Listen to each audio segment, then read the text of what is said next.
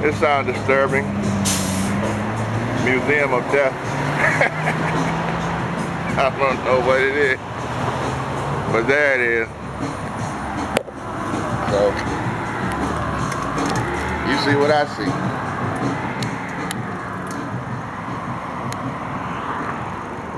Not many people out there. There's the sucker of the year. Sucker Bryant. Chinese restaurant.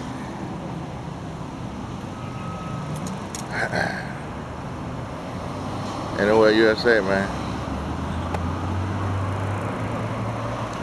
Like I said, 3 blocks is what Hollywood is. I'm gonna be like 10 blocks from that 3-block area.